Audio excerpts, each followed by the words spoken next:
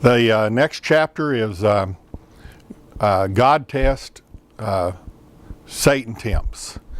And this is a Bible study about part of what the journey's about. And that is that God will use test in your life to help strengthen your walk. Part of that has to do with two different Greek words are used there in the Bible study. And one of the, really there's four different Greek words that are used. All of them could be used for test. But God uses tests to prove that things are acceptable, to prove that things are good. And Satan uses test, a different word, to tempt to destruction. And in this case, an old friend of Philip's from Dallas, Jerry, who happens to work for one of the larger gun manufacturers. He's a rep for that gun manufacturer, and they had developed a friendship. He's a hard-working guy, but he had a few weapons that needed to be tested. And the whole idea of testing these weapons were to prove that they were good, and they were going to run several thousand rounds through a pistol and a revolver and a new shotgun that the manufacturer had come out with, to prove that these weapons were in fact good, would stand up under a hard test. But Jerry also has, Jerry agrees to come along and stay under the proviso that Emma will give him some of his home cooking. And Philip makes the deal that he'll bring shells that are all reloadable, because Philip reloads bullets and shotgun shells. And Jerry comes along, but Jerry has a problem in his life. And that problem is he's being tempted. He had gone to a high school reunion. Don't ever go to a reunion. Reunions are poison.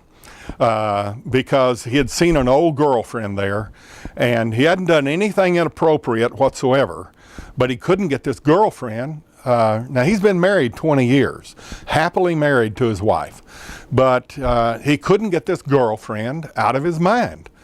And what was happening to him was he was going under a demonic attack, and he was being tempted to contact this old girlfriend. And he was fighting with this, and they'd cause some problems with his marriage because he hadn't been as close to his wife as a result of this temptation. And so he discusses this with Philip.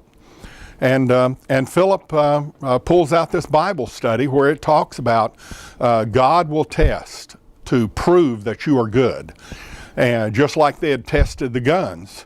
But Satan will tempt to prove that you are no good. Just like some other manufacturer may take a product and test the product to destruction.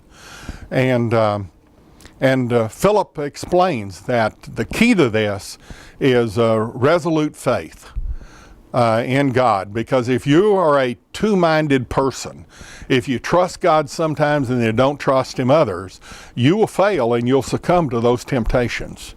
And he also talks about how these tests are somewhat like refining silver. You know, when they refine silver, they take the ore, refined ore, that's 90% silver, and they put it in a crucible and they heat it to liquid. And then they take off the dross, and they take off the dross, and they keep the heat to it, just like the test with God can feel like that. And you know that it's pure silver when the person doing the removing of the dross can look into the pot and see their own reflection as though they're looking in a mirror. And that's what God wants to see in us. He wants to be able to see His reflection in us.